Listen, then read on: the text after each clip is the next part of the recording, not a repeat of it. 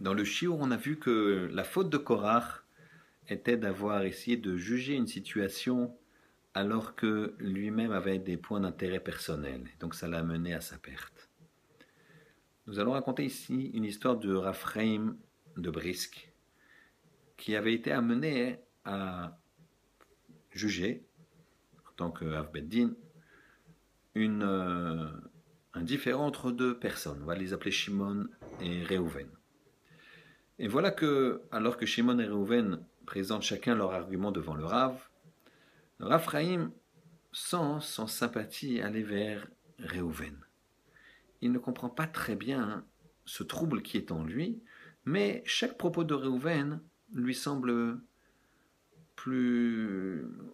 trouve un meilleur écho à ses yeux, et alors que de façon sikhli, de façon rationnelle, l'argument n'est pas plus fort que celui de Shimon. Alors le Rav demande à Réhouven, mais tu es déjà venu à Brisk? Réhouven est bien plus jeune que le Rav, et Réhouven dit non, je n'étais jamais venu. Mais est-ce que tu serais venu dans telle et telle ville dans laquelle le Raphaïm était souvent? Il lui dit non. Et tes parents non plus. Il ne comprend pas. Le lendemain, Raphaïm continue à juger cette affaire et encore une fois, il sent ce sentiment. Il sent qu'il n'est pas Ben Chorim, il sent qu'il n'est pas libre.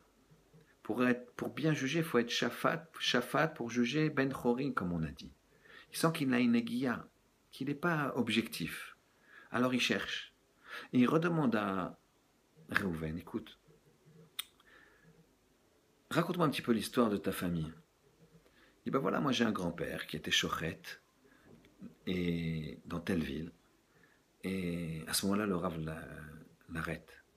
Il lui dit, dis-moi, est-ce que ton grand-père, il n'habitait pas au fond d'une cour, dans une maison comme ci et comme ça? Bien sûr, c'est ça, exactement ça. Il lui dit alors, je ne peux pas juger ton affaire. Il y a très très longtemps, j'étais à peine bar mitzvah, que j'avais passé un Shabbat tout seul dans la ville de ton grand-père. Et quand j'étais à la choule, j'avais préparé un petit poutrala pour rester dans les dépendances de la choule, comme il y avait souvent des chambres d'hôtes comme ça, enfin des endroits où on pouvait dormir un petit peu à l'extérieur de la choule. Et ton grand-père est venu me voir et il m'a invité pour le Shabbat.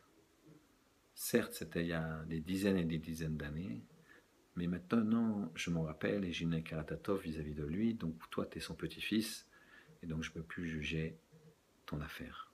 Regardez comment un tzaddik, Akadosh Baruch Hu, lui vient en aide, et comment il sent qu'il n'est pas objectif.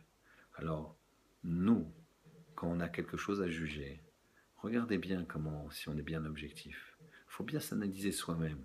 Est-ce que je cherche vraiment le Hémet, que ce soit dans mes affaires, dans ma façon de parler, dans mes relationnels, Ben Adam, Lachavero, entre tout un prochain?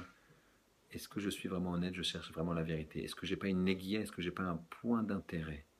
À ce moment-là, si j'ai un point d'intérêt, il vaut mieux s'abstenir, il vaut mieux écouter, il vaut mieux se retirer. Qu'Hachem y fasse qu'on cherche toujours le Hémet, parce que le Hémet, c'est le contraire de la marloquette, et ça amène le shalom. Shabbat shalom.